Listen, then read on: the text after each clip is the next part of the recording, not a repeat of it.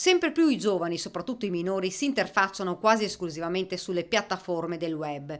I social sono diventati quasi indispensabili per la loro vita, ma i pericoli che corrono sono tantissimi e a volte drammatici. Così a 30 anni dalla Carta di Treviso si sta discutendo un ulteriore protocollo, il Patto di Treviso.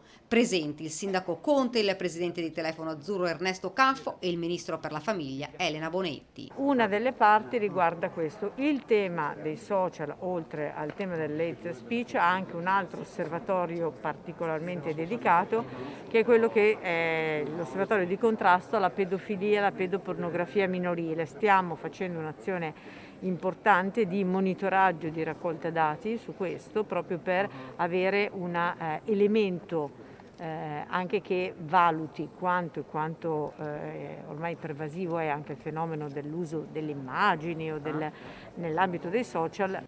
Il 20% dei ragazzi tra i 12 e i 18 anni guarda video online per studiare ed informarsi, ma al 60% capita anche di condividere notizie ed informazioni sui social network senza aver mai valutato che siano attendibili.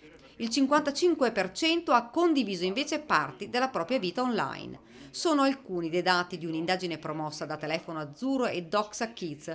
Non solo, ma è anche emerso che un ragazzo su 4 ha riferito che i genitori pubblicano sui social contenuti che lo riguardano. I bambini hanno una sensibilità rispetto alla privacy molto forte, ha spiegato Ernesto Caffo, mentre i genitori su questo lato sono più trasgressivi.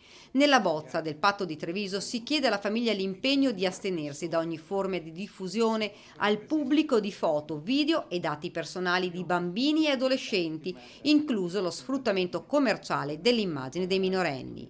Nel documento viene evidenziato, fra l'altro, che i bambini in misura crescente crescono e vivono sempre più immersi nell'ecosistema digitale, utilizzando gli stessi dispositivi e servizi calibrati per gli adulti.